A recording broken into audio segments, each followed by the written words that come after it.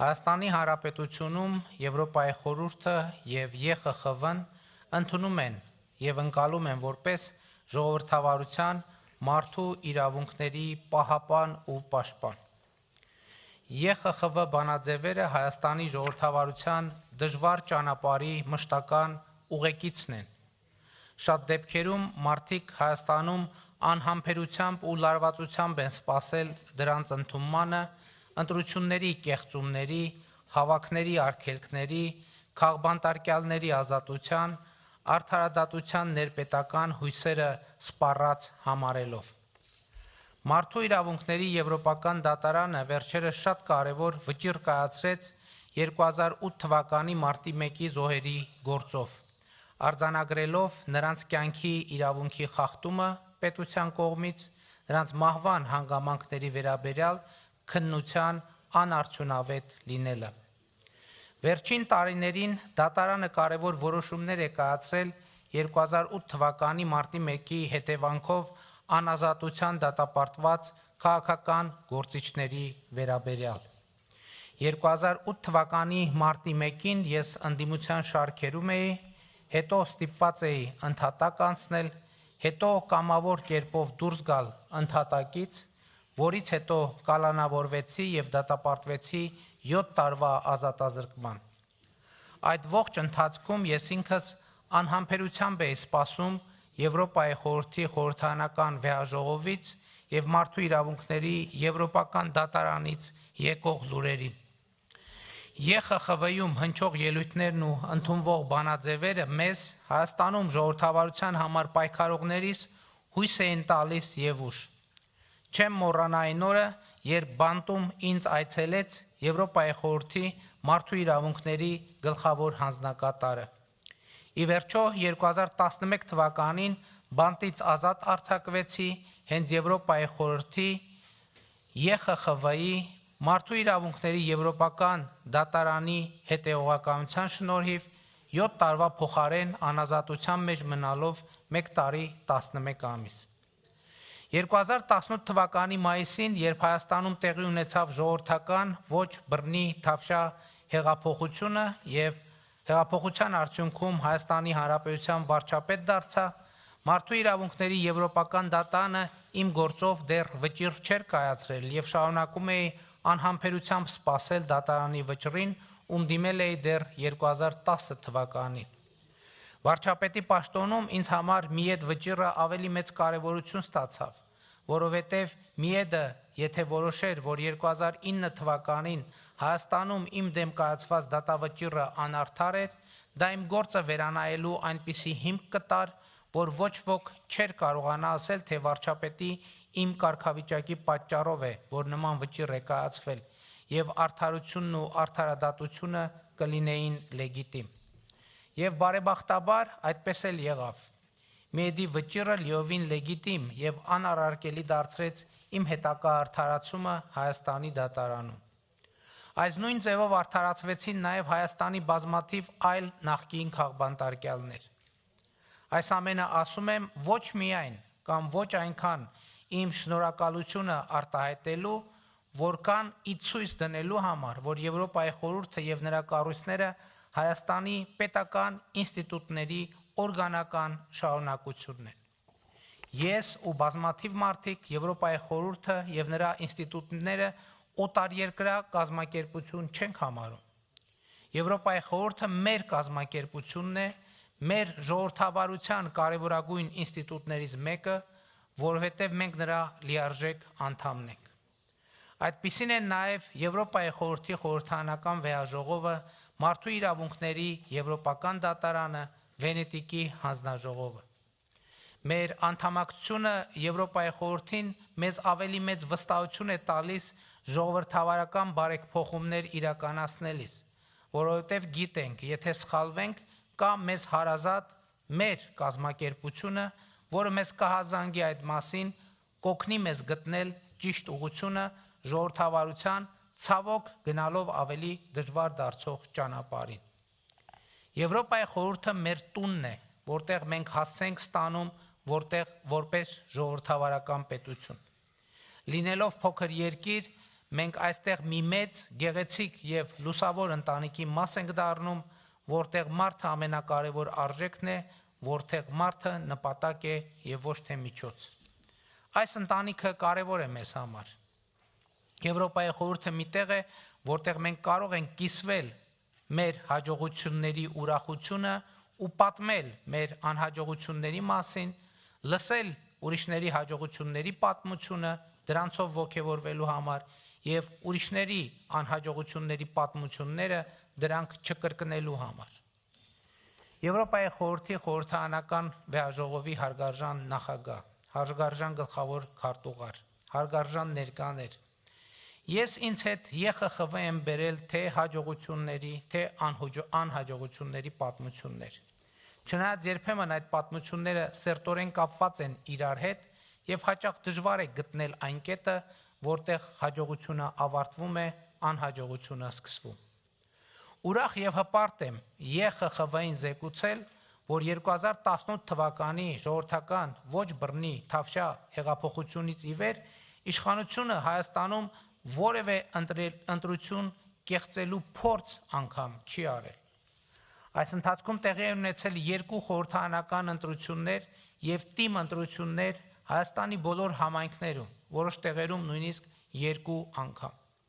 2018 եւ 2021 թվականների համապետական խորհրդարանական ընտրությունները միջազգային հանրության կողմից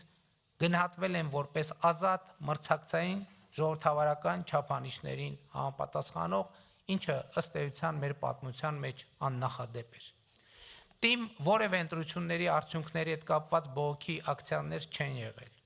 Մի շարք համայնքներում հաղթել են ընդդիմադիր կուսակցություններ, ինչն ըստ էության անհնար էր 2018 թվականի հեղափոխությունից առաջ։ Հայաստանի քաղաքական կյանքից վերացել է յետընտրական պրոցես հասկացությունը,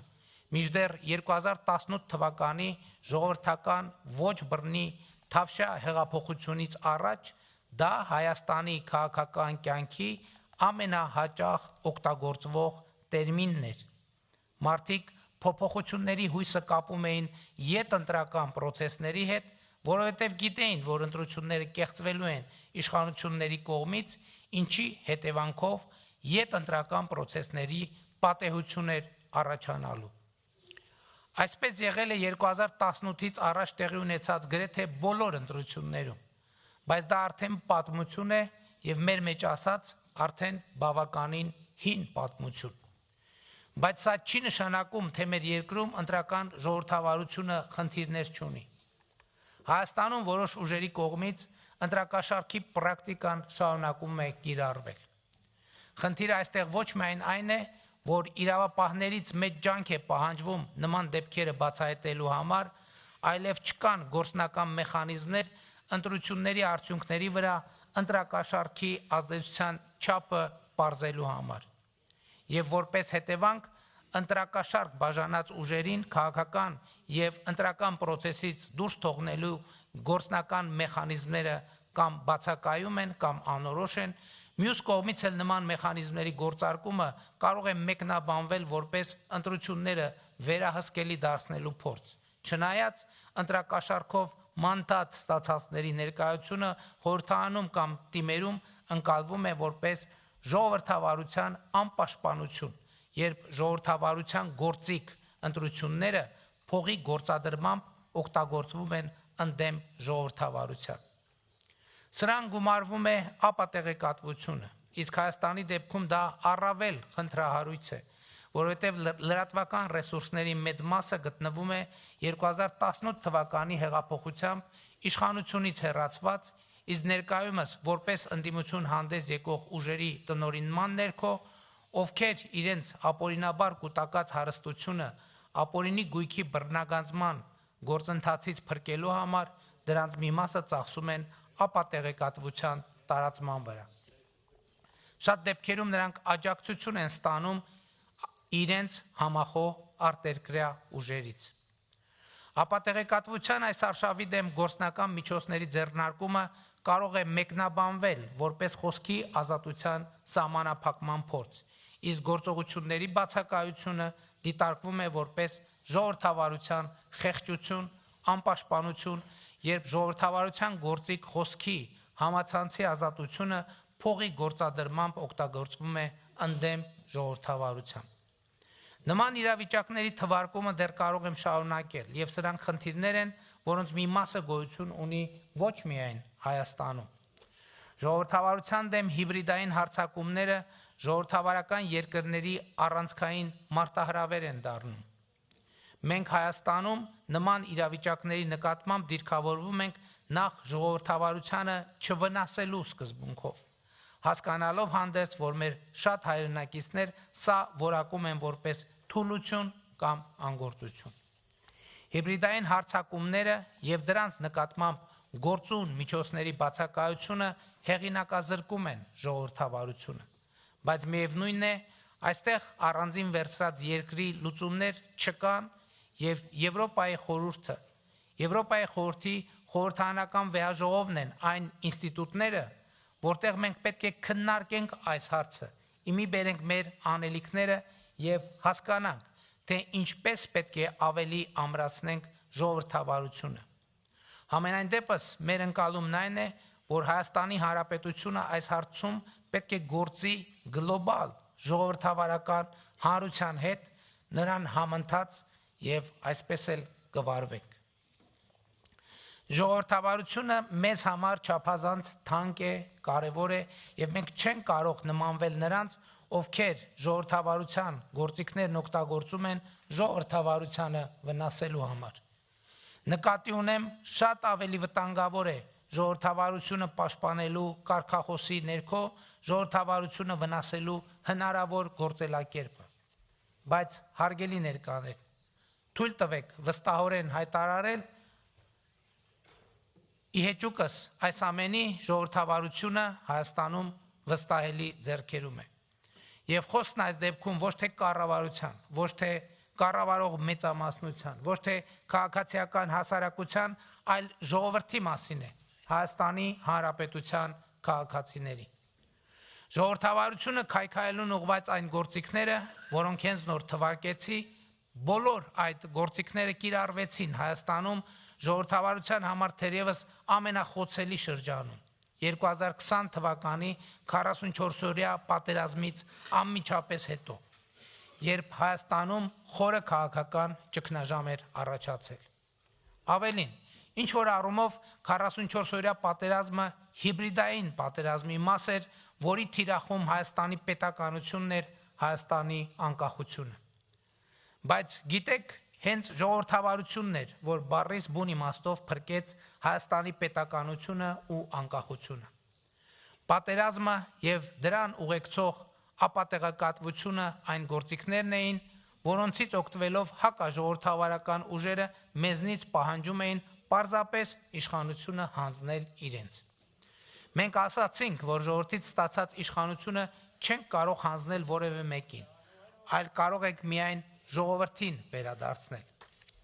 2001 թվականի ապրիլին ես հրաժարական տվեցի, արդյունքում լուծարվեց երկրի խորհրդարանը եւ մենք ունեցանք արտահերթ խորհրդարանական ընտրություններ սահմանային էսկալացիաների, Հայաստանի ինքնիշխան տարածքների օկուպացիայի եւ տեղեկատվական ահաբեկչության պայմաններում։ Ոչ ոք չէր հավատում, որ մեր քաղաքացիական պայմանագիր կուսակցությունը կրկին կստանա ժողովրդի վստահության քվեն։ Բայց ժողովրդական ոչ բռնի թավշյա հեղափոխությունն առաջնորդած քաղաքական ուժը ոչ միայն կրկին ստացավ ընտրողների մեծամասնության քվեն, այլև ձևավորեց սահմանադրական մեծամասնություն։ Սա տեղի ունեցավ մի հիմնական պատճառով։ Ժողովուրդը հասկացավ, որ այդ ընտրությունն է, որ երաշխավորելու է իր ժողովրդի իշխանությունը Հայաստանում։ Այսինքն ժողովուրդը մեզ մանդատ տվեց իր իշխանությունը եւ ինքնիշխանությունը, անկախությունն ու պետականությունը պահպանելու համար եւ կարող եմ միանշանակ եւ աներբա արձագանքել, որ այսօր այո, իշխանությունը Հայաստանի Հանրապետությունում պատկանում է ժողովրդին, ով Հայաստանում ժողովրդավարության երաշխավորն է եւ Հայաստանի Հանրապետությունն այսօր ավելի անկախ է, քան երբևէ, ավելի պետություն է, քան երբևէ, ավելի ինքնիշխան է, քան երբևէ, ավելի ժողովրդավար է, քան երբևէ։ բայց 2021 թվականի արտահերթ խորհրդարանական ընտրություններում մեկ այլ բան նույնպես տեղի ունեցավ։ Ժողովուրդը իր սեփական նախընտրական ասելիքը ձևավորեց եւ այն պատվիրակեց կառավարող մեծամասնությանը եւ ժողովրդի նախընտրական ծրագրի առաջնային կետը խաղաղությունն էր։ Նա մեզ պատվիրակեց Հայաստանին բերել խաղաղություն։ Ժողովրդի այդ պատգամը մենք արձանագրեցինք Հայաստանի կառավարության 2021-2026 թվականների գործունեության ծրագրում որպես ժողովրդի առաջ ստանձնած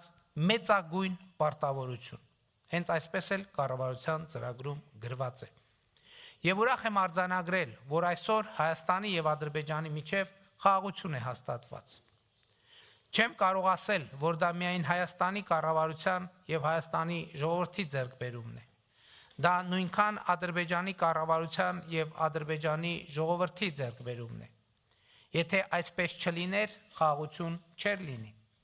Սա նույնքան էլ Հայաստանի եւ Ադրբեջանի խորհրդարանների ձեռքբերումն է։ Հարգելի ներկաներ, 2025 թվականի օգոստոսի 8-ից առաջ Հայաստանն ու Ադրբեջանը արդեն ահռելի աշխատանք էին արել։ 2024 թվականին առաջին անգամ սահմանազատվել էր Հայաստանի եւ Ադրբեջանի միջև միջպետական սահմանի ավելի քան 12 կիլոմետրանոց մի հատված, ստորագրվել եւ վավերացվել էր երկու երկրների սահմանազատման հանձնաժողովների համատեղ գործունեության կանոնակարգը, որտեղ 1991 թվականի դեկտեմբերի 21-ի Ալմա-Աթայի հռչակագիրը ֆիքսված է որպես երկու երկրների սահմանների սահմանազատման բազային սկզբունք։ 2025 թվականի մարտին Հայաստանն ու Ադրբեջանը հայտարարել էին երկու երկրների միջև խաղաղություն եւ միջպետական հարաբերություններ հաստատելու մասին համաձայնագրի նախագծի շուրջ բանակցությունների ավարտի եւ նախագծի համաձայնեցման մասին։ Բայց առանց Ամերիկայի Միացյալ Նահանգների նախագահ Դոնալդ Թրամփի անհատական եւ անձնական ներգրավվածության, առանց նրա անձնական ջանքերի հնարավոր չէր լինի հասնել այն արդյունքին, որին մենք Ադրբեջանի նախագահ Իլհամ Ալիևի հետ հասանք սույն թվականի օգոստոսի 8-ին։ ԱՄՆ մայրաքաղաք Վաշինգտոնում Սպիտակ տանը մենք ընդունեցինք հռչակագիր, որով արձանագրեցինք խաղաղության հաստատումը Հայաստանի եւ Ադրբեջանի միջև։ Նախագահ Թրամփը որպես վկա նույնպես ստորագրեց այդ հռչակագիրը։ Նախագահ Թրամփի, Ադրբեջանի նախագահի եւ իմ ներկայությամբ երկու երկրների արտաքին գործերի նախարարները նախաստորագրեցին Հայաստանի եւ Ադրբեջանի միջև խաղաղություն եւ միջպետական հարաբերություններ հաստատելու մասին համաձայնագիրը։ Սա պատմական իրադարձություն է, որ խաղաղություն բերեց մեր երկրին, մեր երկրներին, բայց ինչպես արդեն առիթ ունեցել եմ ասելու, խաղաղությունը արձակուրդ կամ հանգիստ չէ, խաղաղությունը ամենօրյա աշխատանք է, խաղաղությունը նորածին երեխային նման ամենօրյա խնամք է պահանջում իր նկատմամբ։ Մեր նորածին խաղաղությունը այսօր արդեն 1 ամիս 22 օրական է, եւ խանդաղատանքով պիտի խնամենք նրան, սիրենք ու հոգ տանենք նրա մասին, որ նա մեծանա, հասունանա, ուժեղանա եւ իրենով ծաղկեցնի հարավային Կովկասի մեր տարածաշրջանը։ Այս համատեքստում կարևոր է նաեւ անհետ կորած անձանց ճակատագրի պարզաբանումը եւ երկարատև կոնֆլիկտի հետևանքով անազատության մեջ հայտնված անձանց խնդիրների հասցեագրումը։ Եվրոպայի խորհրդի խորհրդարանական վեաժողովի հարգարժան նախագահ, հարգարժան գլխավոր քարտուղար, հարգարժան խորհրդարանականներ, դեսպաններ, տիկնայք եւ պարոնայք։ 2018 թվականի ժողովրդական ոչ բռնի Թավշյա հեղափոխությունից հետո ասել եմ, որ ժողովրդավարությունը մեզ համար հանգամանքների պատահական բերում չէ, այլ ռազմավարություն, քաղաքական հավատամք եւ մեր արժեքային համակարգի անբաժանելի մասը։ Ուրախ եմ հեղափոխությունից ավելի քան 7 տարի անց ԵԽ խորհրդարանական վեաժողովի այս ամբիոնից ասել, որ Հայաստանը այսօր համեստ, բայց ամուր տեղ է զբաղեցնում Եվրոպայի ժողովրդավարական երկրների շարքում։ Բայց սա որքան մեր Հայաստանի ժողովրդի եւ ժողովրդավարության համար սկզբունքային պայքար մղած ուժերի, նույնքան էլ Եվրոպայի խորհրդի խորհրդարանական վեաժողովի, Վենետիկի հանձնաժողովի, Մարդու իրավունքների եվրոպական դատարանի, Եվրոպայի խորհրդի մյուս կառույցների ձեռքբերումն եմ համարում։ Ուզում եմ բոլորիդ շնորհակալություն հայտնել 2001 թվականից Եվրոպայի խորհրդին Հայաստանի անդամագրվելու պահից ի վեր հայկական ժողովրդավարությանը նրա կայացմանը ձեր ցուցաբերած աջակցության համար։ 2018 թվականից ի վեր Հայաստանում հսկայական ժողովրդավարական ձեռքբերումներ, բովանդակային փոփոխություններ են արձանագրվել։ Դրանցից նշանայինը, որ կարող է փոփոխությունների ու էության ու մասշտաբի մասին լրջագույն պատկերացում տալ, թերևս կանանց ներգրավվածության աստիճանն է Հայաստանի հանրային եւ պետական կյանքում։ Մեր երկրի խորհրդարանում կին պատգամավորների թիվը երբեք այնքան մեծ չի եղել, որքան այսօր։ Կին նախարարների թիվը կառավարությունում երբեք այնքան շատ չի եղել, որքան այսօր։ Ներքին գործերի նախարարությունը, որ ամենամեծ իրավապահ կառույցն է, դատախազությունը, արտաքին հետախուզական ծառայությունը կանայք են ղեկավարում, ինչ նախադեպ է մեր պատմության համար։ Հեղափոխության եւ ժողովրդավարության արդյունքների մասին խոսելիս կարևոր են նաեւ որոշ սոցիալ-տնտեսական ցուցանիշներ։ 2018 թվականից ի վեր Հայաստանի տնտեսությունը աճել է շուրջ 43%-ով։ Երկրի պետական բյուջեի հարկային եկամուտները ավելի քան կրկնապատկվել են։ Կոռուպցիայի ընկալման համաթվում Հայաստանը 2018 թվականի համեմատ ավելի քան 40 կետով առաջընթաց է ապահովել։ Բայց հիմա արդեն այս ամենից մեր բերկրանքը ըստ էության պարպվել է, որովհետև նշածս ընդամենը եկել է հիմնավորելու, որ հնարավոր է ավելին, եւ մենք պիտի ձգտենք ավելիին։ Ու սրա համար ահռելի մեծ աշխատանք կա անելու, անկախ դատական համակարգը կայացնելու, հակակոռուպցիոն ամբողջական եւ վստահելի համակարգ ներդնելու, ժողովրդավարությունը թիրախավորող հիբրիդային հարձակումներին դիմակայելու, օրենքի եւ իրավունքի գերակայությունը արմատավորելու, մարդու իրավունքների պաշտպանությունը ուժեղացնելու, պետության նկատմամբ մարդկանց վստահությունը մեծացնելու ուղղությամբ։ Հայաստանի Հանրապետությունը վստահորեն գնալու է այս ճանապարհով եւ նաեւ վստահ ենք, որ այս ճանապարհին ունենալու ենք Եվրոպայի խորհրդի եւ նրա կառույցների ամուր աջակցությունը։ Կեցցե Եվրոպայի խորհուրդը, կեցցե ժողովրդավարությունը, կեցցե երկխոսությունը, կեցցե խաղաղությունը։ Շնորհակալ եմ եւ սիրով կպատասխանեմ ձեր բոլոր հարցերին։